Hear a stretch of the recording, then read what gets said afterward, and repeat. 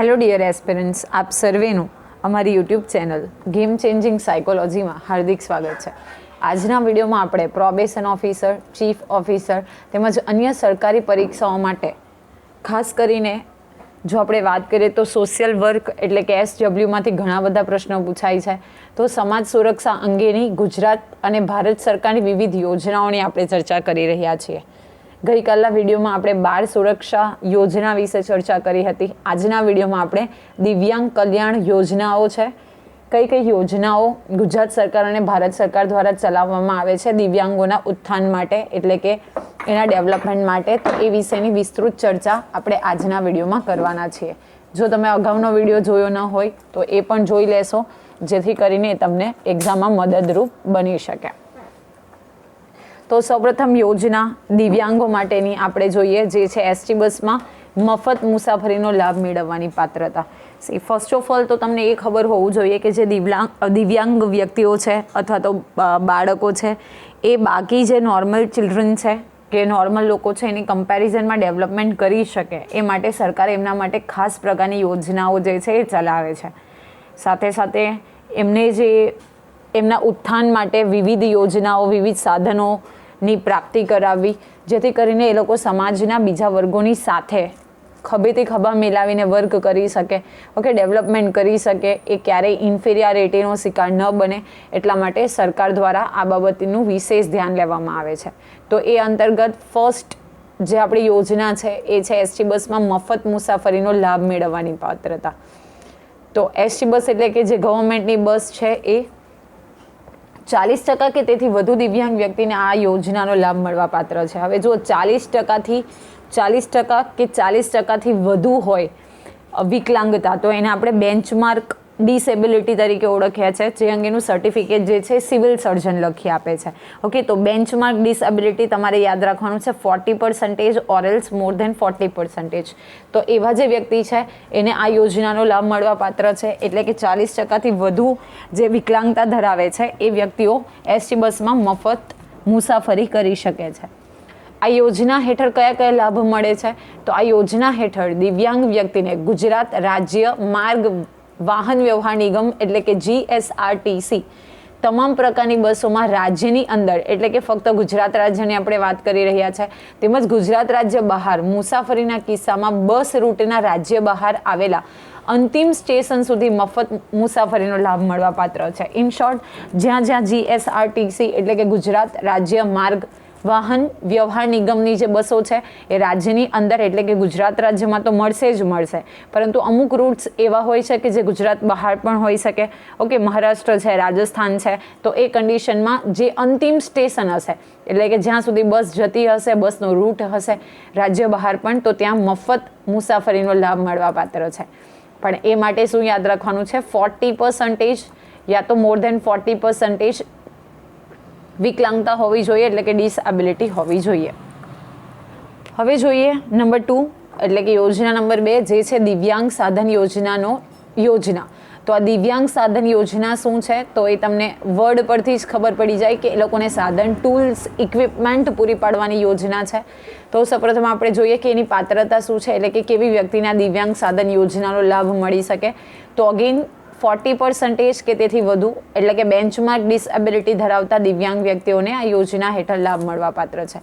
જે વ્યક્તિઓ એટલે કે દિવ્યાંગ વ્યક્તિઓ છે એ 40% કે તેથી વધુ વિકલાંગતા ધરાવે છે, ડિસએબિલિટી ધરાવે છે, તો એવા વ્યક્તિને આ લાભ મળવા પાત્ર છે. 16 વર્ષથી નીચેની વ્યક્તિને રોજગારલક્ષી સાધનો આપી શકાશે નહીં. જુઓ, નેક્સ્ટ સ્લાઇડમાં આપણે એની પણ ચર્ચા કરવાના છે કે કયા કયા સાધનો આપવામાં આવે છે સરકાર દ્વારા. તો જે ડે ટુ ડે લાઈફમાં યુઝ થાય છે એ 16 વર્ષથી નીચેના વ્યક્તિને પણ મળે છે, પરંતુ જે રોજગારલક્ષી સાધનો છે તો એ એમને મળવા પાત્ર નથી, કારણ કે બેઝિકલી જે 16 યરના બાળકો છે એ રોજગાર ક્ષેત્રે જોડાઈ ન શકે, રાઈટ? તો એ લોકોને રોજગારલક્ષી સાધનો આપી શકાશે નહીં. હવે આ સાધન સહાયમાં શું શું મળી શકે તો એની પણ આપણે ડિસ્કશન કરી લઈએ. તો આ યોજના હેઠળ ₹20,000ની મર્યાદામાં રોજગારલક્ષી અને દિવ્યાંગતામાં રાહત થાય તેવા સાધનો 5 વર્ષની મુદતમાં માત્ર એક જ વાર મળવા પાત્ર થશે. જો એવા સાધનો કે જે દિવ્યાંગતામાં રાહત અપાવે અથવા તો રોજગારીનું સર્જન કરે એટલે કે રોજગારલક્ષી હોય પણ એની મર્યાદા છે કેટલી, તો 20,000 રૂપિયા સુધીમાં, અને 5 વર્ષની મુદતમાં ફક્ત એકવાર, એટલે કે 5 વર્ષમાં એક જ વખત મળવાપાત્ર થશે. તેમજ રોજગારલક્ષી અને દિવ્યાંગતામાં રાહત થાય તેવા બંને પ્રકારના સાધનો મળવાપાત્ર છે. જો શું છે કે દિવ્યાંગતામાં પણ રાહત થાય પ્લસ રોજગારીનું સર્જન કરી શકાય, તો બંને પ્રકારના જે સાધનો છે એ મળવાપાત્ર છે. હવે દિવ્યાંગતામાં રાહત થાય એવા સાધનો કયા કયા છે, તો એ વિશે આપણે એક ચર્ચા કરી લઈએ. તો એમાં છે ટ્રાયસિકલ. ઓકે, એટલે કે તમે જોઈ હશે જે એક્સ્ટ્રા એક વ્હીલ હોય છે નોર્મલ બાયસિકલ કરતાં, તો ટ્રાય એટલે કે 3 વ્હીલની જે સાયકલ હોય એ. ફોલ્ડિંગ વ્હીલચેર કે જેને આપણે ફોલ્ડ કરી શકીએ જરૂરત ન હોય ત્યારે. હિયરિંગ એડ એટલે કે સાંભળવાના જે મશીન હોય એ. પોકેટ રેન્જ અને કાન પાછળ લગાવવાનું રેન્જ. તમે જોયું હશે કે એક પ્રકારનું ટૂલ જેવું આવતું હોય, એ પોકેટમાં તમે રાખી શકો જેથી કરીને ફ્રીક્વન્સી જળવાઈ રહે. પ્લસ જે કાન પાછળ એટલે કે કાનમાં લગાવવાનું મશીન છે, તો એ હિયરિંગ એડ પ્રોવાઈડ કરવામાં આવે છે. ફોલ્ડિંગ સ્ટિક, તમે જોયું હશે હાથ કે પગ જે સ્પેશિયલી હાથમાં પ્રોબ્લેમ હોય તો એક પ્રકારની સ્ટિક હોય છે જે એ લોકો હાથમાં કેરી શકે, તો એ ફોલ્ડિંગ સ્ટિક. એલ્યુમિનિયમની કાંખ ઘોડી, તમે જોઈ હશે કે જે એલ્યુમિનિયમનો હોય છે ઘોડી જેના આધારે તેઓ ઇઝીલી ચાલી શકે, તો એ. કેલિપર્સ, ઘૂંટણ માટેના, અને પોલિયો કેલિપર્સ એટલે કે જે કેલિપર્સ છે ઓકે એ ઘૂંટણ માટેના પણ, અને સાથે સાથે પોલિયો ડિસેબલ છે એમને પણ. બ્રેલ કિટ, ઓકે, મગજને લક્ષી જો કોઈ હોય બ્રેલ લિપિવાળી, મગજલક્ષી નહીં, જે વ્યક્તિઓ જોઈ શકતા નથી તો એ વ્યક્તિઓ માટે એક બ્રેલ લિપિ હોય છે જેના આધારે તેઓ ઇઝીલી રીડ કરી શકે. જે કોમન જે આપણી લિપિ છે એનાથી એના અક્ષરો ઉપસેલા હોય છે, તો એ બ્રેલ કિટ આપવામાં આવે છે.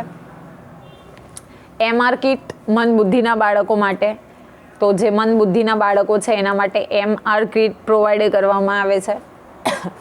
અપાર્ટ ફ્રોમ ધેટ સંગીતના સાધનો પણ એમને પ્રોવાઈડ કરવામાં આવે છે.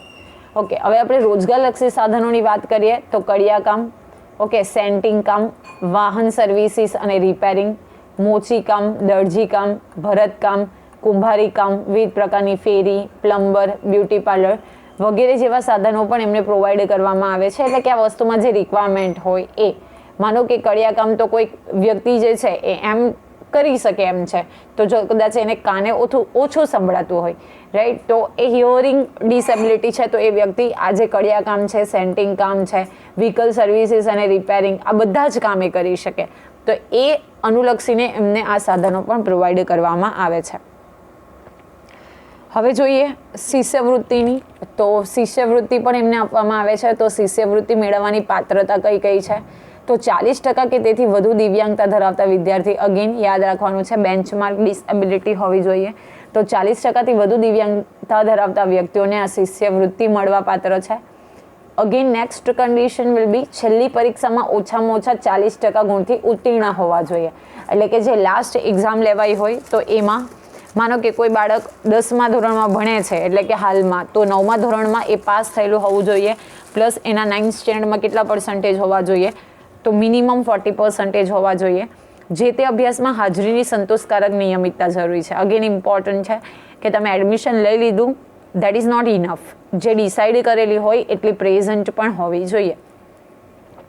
અગેન દિવ્યાંગતા અંગેનું ડૉક્ટરી પ્રમાણપત્ર મેં તમને થોડા સમય પહેલાં જ કીધું કે જે સિવિલ સર્જન હોય તો એનું સર્ટિફિકેટ પણ રિક્વાયર્ડ છે, તો જ જે તે બાળક આ શિષ્યવૃત્તિ મેળવી શકે છે. હવે અહીંયા તમારા માટે એક ઇન્ફોર્મેશન આપેલી છે, ઓકે, તમે આ ધ્યાન નહીં રાખશો તો પણ ચાલશે, પણ that is for your information purpose. તો 1st to 8th સ્ટેન્ડર્ડ જે છે એ લોકોને વાર્ષિક દર એટલે કે એન્યુઅલી કેટલા 10 માર્ચ સુધી આપવામાં આવે છે. ઓકે, 10 માસ સુધી કન્ટિન્યુઅસલી 1500, 9 થી 12 અને ITI સમકક્ષ, ઓકે, જેમાં ડે સ્કોલર માટેનો દર એમાં 2000 રૂપિયા આપવામાં આવે છે. ધોરણ 9 થી 12 અને ITI હોસ્ટેલ એટલે કે જે હોસ્ટેલમાં રહેતા હોય તો એને 2500 આપવામાં આવે. BA, BSc, BCom અને એની સમકક્ષ ડિગ્રી જે છે ડે સ્કોલર જે હોસ્ટેલમાં નથી રહેતા, ડે ટુ ડે ઘરેથી લર્ન કરે તો 3000. BA, BSc, BCom અને સમકક્ષ ડિગ્રી અભ્યાસક્રમ પણ હોસ્ટેલર માટે, જે વ્યક્તિઓ હોસ્ટેલમાં રહેતા હોય એમના માટે 3750 રૂપિયા. આ તમે નહીં યાદ રાખશો તો ચાલશે, પણ આ જે કન્ડિશન છે એ તમારે યાદ રાખવાની છે. ઓકે, હવે જુઓ દિવ્યાંગ શિષ્યવૃત્તિ જે છે એ કઈ કન્ડિશનમાં મળવાપાત્ર નથી. તો જો દિવ્યાંગ વિદ્યાર્થી શાળા અથવા કોલેજ કે શૈક્ષણિક સંસ્થામાં અનિયમિત હોય, એટલે કે નક્કી કરેલી જે પ્રેઝન્સ હોવી જોઈએ એ ન હોય તો એ વ્યક્તિને સ્કોલરશિપ મળવા પાત્ર નથી. ઓકે, જો એ અભ્યાસ છોડી દે છે વચ્ચેથી તો પણ એને મળવા પાત્ર નથી. રાજ્ય સરકારની કે અન્ય જગ્યાથી શિષ્યવૃત્તિ મેળવતા હોય, જો આપણે ઓવરઓલ ઇન્ડિયા લેવલે વાત કરીએ છીએ, એટલે કે સેન્ટ્રલ લેવલની, પણ માનો કે રાજ્ય સરકાર પાસેથી પણ સ્કોલરશિપ મેળવે છે, એટલે કે કોઈ વિદ્યાર્થી ગુજરાતનો છે તો ગુજરાત સરકાર એને ઓલરેડી સ્કોલરશિપ આપે છે, તો એને અગેન આ શિષ્યવૃત્તિ મળવા પાત્ર નથી. 40% ઓછી દિવ્યાંગતા તથા 40% ઓછા ગુણ હોય તો, જે બેન્ચમાર્ક ડિસેબિલિટીમાં નથી આવતા, એટલે કે 40% ઓછી દિવ્યાંગતા છે પ્લસ હમણાં જ આપણે ચર્ચા કરી હતી કે અગાઉના વર્ષમાં 40% મિનિમમ માર્ક્સ હોવા જોઈએ, તો 40%થી ઓછા ગુણ આવે છે તો પણ આ શિષ્યવૃત્તિ મળવા પાત્ર નથી. અગેન આ ઇમ્પોર્ટન્ટ ક્વેશ્ચન છે કે દિવ્યાંગ શિષ્યવૃત્તિ મંજૂર કરવાની જે સત્તા છે એ કોની હોય છે, તો જિલ્લા સમાજ સુરક્ષા અધિકારીની છે. જો અગેન ઇમ્પોર્ટન્ટ છે કે જે તે જિલ્લાના જે સમાજ સુરક્ષા અધિકારી છે તો એ ફાઇનલી મંજૂર કરે છે જે ફોર્મ્સ કે બાકી જે પ્રોસેસ હોય એ. નેક્સ્ટ આપણી છે દિવ્યાંગ વ્યક્તિઓના કુટુંબજન્ય વીમા સહાય યોજના. ઓકે, તો જે દિવ્યાંગ વ્યક્તિઓ છે એના કુટુંબના જે લોકો છે એને વીમા સહાય યોજના પણ આપવામાં આવે છે. તો ચાલો જાણીએ કે એ યોજના શું છે. તો એની પાત્રતા અગેન 40%થી વધુ દિવ્યાંગતા ધરાવતા 40%, મોર દેન 40%, એટલે કે બેન્ચમાર્ક ડિસેબિલિટી હોવી જોઈએ.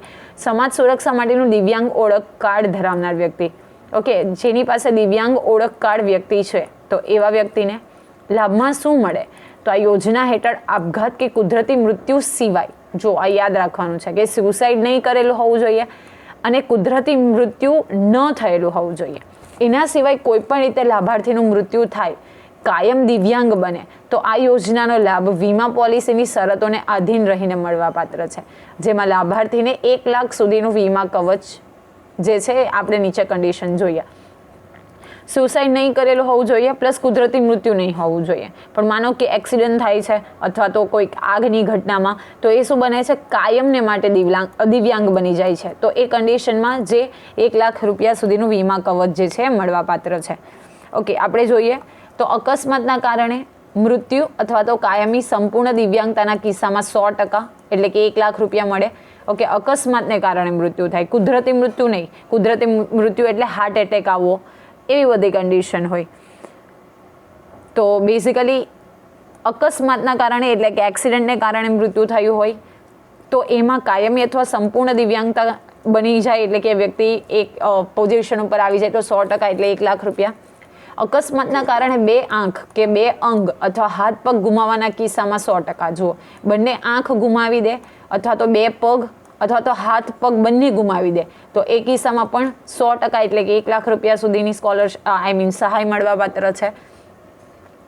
ઓકે, હવે આંખમાં જોઈએ તો આંખના કિસ્સામાં આંખની સંપૂર્ણ એટલે કે 100% દ્રષ્ટિ જવી, એટલે કે સંપૂર્ણ અંધ બની જાય. હાથના કિસ્સામાં કાંડાથી ઉપરનો ભાગ, જે કાંડું હોય એનાથી ઉપરનો ભાગ, અને પગના કિસ્સામાં ઘૂંટણ ઉપરથી તદ્દન કપાયેલો હોવો જરૂરી છે. જો અહીંયા પણ ટર્મ્સ કન્ડિશન છે કે આંખ ગુમાવી છે તો 100% દ્રષ્ટિ જવી, એટલે કે 100% અંધ બની જાય વ્યક્તિ. તો હાથ છે તો હાથના કિસ્સામાં કાંડાથી ઉપરનો ભાગ કપાઈ જાય તો, અને પગના કિસ્સામાં ઘૂંટણથી ઉપર જો પગ કપાઈ જાય તો એવા કિસ્સામાં 1 લાખ રૂપિયા જે વીમો છે એ મળવા પાત્ર છે. અકસ્માતના કારણે 1 આંખ અને 1 અંગ ગુમાવવાના કિસ્સામાં અગેન 100%, કોઈ એક વ્યક્તિ 1 આંખ ગુમાવી દે અથવા તો 1 અંગ ગુમાવે તો 100% વીમો મળવા પાત્ર છે. અકસ્માતના કારણે 1 આંખ અથવા 1 અંગ ગુમાવવાના કિસ્સામાં, જો અહીંયા લખેલું છે કે 1 આંખ અને 1 અંગ ગુમાવવાના કિસ્સામાં 50% મળવા પાત્ર છે, તો અહીંયા 50% આવશે. સોરી, અહીંયા 50% તમારે યાદ રાખવાનું છે. જો 1 આંખ અને 1 અંગ ગુમાવે છે તો એ કિસ્સામાં 50% જે વીમો છે એ મેળવવા પાત્ર છે. હવે આપણે જોઈએ Indira Gandhi national disability pension યોજના. Okay, Indira Gandhi national disability એટલે કે આ જે વિકલાંગ વ્યક્તિઓ છે તો એને પેન્શન તરીકે પણ સહાય આપવામાં આવે છે. તો એ વિશેની જોઈએ તો સૌપ્રથમ એની પાત્રતા એટલે કે કઈ કઈ વ્યક્તિના માટે એલિજિબલ છે, તો 80% કે તેથી વધુ દિવ્યાંગતા ધરાવતી વ્યક્તિ. અત્યાર સુધીની જેટલી યોજના જોઈએ બધામાં 40% હતી. હવે 80% કે તેથી વધુ દિવ્યાંગતા, તો યુ કેન ઇમેજિન કે એ જે વ્યક્તિ છે એ ઓલમોસ્ટ કંઈ કાર્ય નહીં કરી શકે. એજ પણ ફિક્સ છે 18 to 79 વર્ષ સુધીના દિવ્યાંગ વ્યક્તિને, એટલે કે 18થી લઈને 89 વર્ષ સુધીના દિવ્યાંગ વ્યક્તિના Indira Gandhi national disability pension યોજના મળવાપાત્ર છે. અગેન ઇમ્પોર્ટન્ટ, આ યોજનાનો લાભ ગરીબી રેખા હેઠળ જીવતા, એટલે કે BPL કેટેગરી, બિલો પોવર્ટી લાઇન અથવા તો જે પોવર્ટી લાઇનને આધારે જીવે છે એ ગુજરાતની દિવ્યાંગ વ્યક્તિઓને મળવાપાત્ર છે. જો ગરીબી રેખા હેઠળ એટલે કે જે BPL કેટેગરીમાં આવે છે, જે ગરીબથી પણ ઘણી ખરાબ પરિસ્થિતિ છે, તો એને ગુજરાતની વ્યક્તિઓને, એટલે કે આ ગુજરાત ગવર્મેન્ટ જે છે પ્રોવાઈડ કરે છે. ગ્રામ્ય વિસ્તાર માટે ભારત સરકારના મિનિસ્ટ્રી ઓફ રૂરલ ડેવલપમેન્ટ તેમજ શહેરી વિસ્તાર માટે ભારત સરકારના ministry of urban housing and poverty alleviation તરફથી જે BPL એટલે કે ગરીબી રેખા હેઠળ બિલો પોવર્ટી લાઇન જીવતા લોકોની યાદી બનાવવામાં આવે છે, જેમાં 0 થી 20ના સ્કોરમાં સમાવિષ્ટ દિવ્યાંગ વ્યક્તિને આ યોજનાનો લાભ મળવાપાત્ર છે. જો એ રૂરલ એટલે કે ગ્રામ્ય વિસ્તારમાં રહે છે તો એને કયું મંત્રાલય આપે છે, તો અગેન ઇમ્પોર્ટન્ટ બની જાય છે તમારા માટે કે ભારત સરકારનું જે મિનિસ્ટ્રી ઓફ રૂરલનો મતલબ જ થાય છે કે ગામડું, ગ્રામ્ય ડેવલપમેન્ટ, તો મિનિસ્ટ્રી ઓફ રૂરલ ડેવલપમેન્ટ, અને શહેરી વિસ્તારમાં માટે મિનિસ્ટ્રી ઓફ અર્બન, તો અર્બનનો મતલબ થશે શહેર. Okay, ministry of rural development એટલે કે જે ગ્રામ્ય વિકાસ માટેની આપણી મિનિસ્ટ્રી છે એ, અને અર્બન માટે શહેરી વિકાસની જે મિનિસ્ટ્રી છે એ. Okay, and housing and poverty alleviation કરવું એટલે કે નાબૂદ કરવું, તો એને જે BPL કેટેગરી એટલે કે બિલો પોવર્ટી લાઇન કેટેગરીમાં આવે છે તો એ લોકોને મળવાપાત્ર છે. સાથે સાથે એમનો સ્કોર કેટલો હોવો જોઈએ? 0 થી 20 હોવો જોઈએ. ઓકે, તો 0 થી 20ના સ્કોરમાં જે સમાવિષ્ટ દિવ્યાંગ વ્યક્તિ છે તો એને આ યોજનાનો લાભ મળવાપાત્ર છે. જોઈએ કયા કયા લાભ મળે છે આ યોજના હેઠળ. તો યોજના હેઠળની આપણે વાત કરીએ તો જે મંથલી એટલે કે માસિક 1,000 રૂપિયાની સહાય મળવાપાત્ર છે, જેમાં 700 રૂપિયા રાજ્ય સરકાર અને 300 રૂપિયા કેન્દ્ર સરકાર દ્વારા આપવામાં આવે છે. એટલે કે સંકલિત કાર્યક્રમ છે રાજ્ય સરકાર અને કેન્દ્ર સરકારનો. તો માસિક 1,000 રૂપિયા, એમાંથી જે રાજ્ય સરકાર છે એ 700 રૂપિયા ચૂકવશે, અને જે કેન્દ્ર સરકાર છે એટલે 300 રૂપિયા, એટલે 7:3ના રેશિયોમાં જે આ યોજના છે એનો લાભ મળવાપાત્ર છે. અરજદારને સહાય પોસ્ટ બેંક ખાતા DBT એટલે કે ડાયરેક્ટ બેંક ટ્રાન્સફર મારફત રાજ્ય કક્ષાએથી સીધા જ લાભાર્થીના ખાતામાં ચૂકવવામાં આવે છે. યા તો તમને પોસ્ટમાં મળશે સીધા અકાઉન્ટમાં, યા તો બેંક ખાતામાં DBT એટલે કે ડાયરેક્ટ બેંક ટ્રાન્સફરથી મળશે. ઓકે, ક્યાં તો પોસ્ટમાંથી તમે વિથડ્રોલ કરી શકો અથવા તો તમારા બેંક ખાતામાંથી. હવે જોઈએ દિવ્યાંગો માટે ઇલેક્ટ્રિક સ્કૂટર આપવાની યોજના. તો કોને કોને સહાયતા મળવાપાત્ર છે? તો 18 થી 50 વર્ષ સુધીની ઉંમર ધરાવતા વિકલાંગ વ્યક્તિને.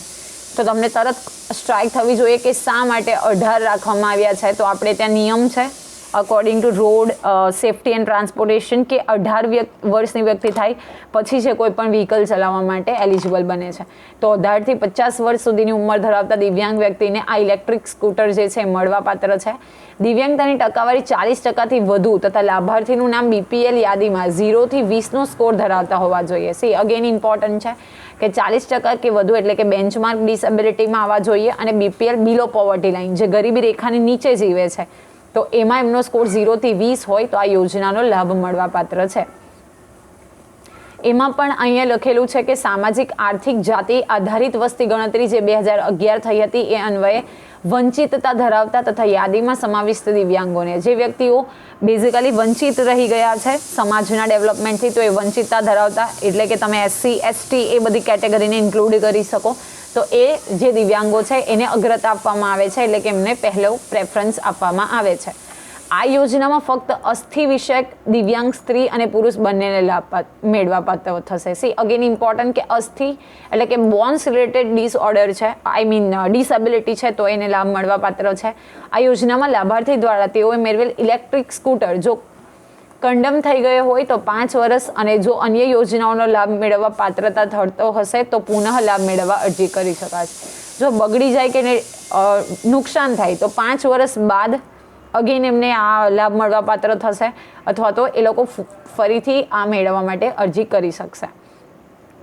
આ યોજના હેઠળ લાભ મેળવેલ દિવ્યાંગ વ્યક્તિને ત્યારબાદ દિવ્યાંગ સાધન સહાય યોજનાનો લાભ મળવાપાત્ર થશે નહીં. જો આપણે સાધનોની ચર્ચા કરી કે હિયરિંગ એડ્સ આપવામાં આવે છે, ઓકે, કાખ ગોળી આપવામાં આવે છે, ટ્રાયસિકલ આપવામાં આવે તો જે વ્યક્તિને આ ઇલેક્ટ્રિક સ્કૂટર મળી જશે તો એ બાકીના જે દિવ્યાંગ સહાય સાધન યોજના છે એનો લાભ પાત્ર બનશે નહીં. દિવ્યાંગ વ્યક્તિ સમાજ સુરક્ષા ખાતા દ્વારા આપવામાં આવેલ દિવ્યાંગ ઓળખ કાર્ડ ધરાવતો હોવો જોઈએ. અગેન સમાજ સુરક્ષા દ્વારા જે દિવ્યાંગ ઓળખ કાર્ડ આપવામાં આવ્યું છે તો એ ધરાવતો હોવો જોઈએ તો જ આપણે શું કરી શકીએ, એ વ્યક્તિ જે છે એ આ યોજનાનો લાભ મેળવવા પાત્ર છે. હવે શું લાભ મળે તો આ યોજના હેઠળ ઇલેક્ટ્રિક સ્કૂટરની બેઝિક કિંમત પ્લસ ડિસેબલ કિટના 50% અથવા ₹25,000ની મર્યાદામાં સહાય મળવા પાત્ર છે. જે સ્કૂટરની બેઝિક કિંમત છે એટલે કે નોર્મલ, ઓકે, પછી ટોપ મોડેલ્સ એ બધું આમાં નહીં આવે. બેઝિક કિંમત જે ડિસેબલ કીટ છે, ઓકે, એ લોકોને માટે જે કીટ આવે જે ડિસેબિલિટી અકોર્ડિંગ કયા કયા ટૂલ્સની રિક્વાયરમેન્ટ હોય તો એના 50% અથવા 25,000ની મર્યાદામાં રહીને આ સહાય છે એ મળવા પાત્ર છે. તો આશા રાખું છું કે આજના વિડીયોમાં તમને સમજ પડી હશે અને જો તમને વિડીયો પસંદ પડે તો લાઇક કરજો, શેર કરજો અને હા, વધુ અપડેટ્સ માટે અમારી ચેનલને જરૂરથી સબસ્ક્રાઇબ કરશો. સાથે સાથે તમે અમારી ટેલિગ્રામ ચેનલ ગેમ ચેન્જિંગ સાયકોલોજીને પણ જોઈન કરી શકો છો. Thank you for watching the video. Have a nice day.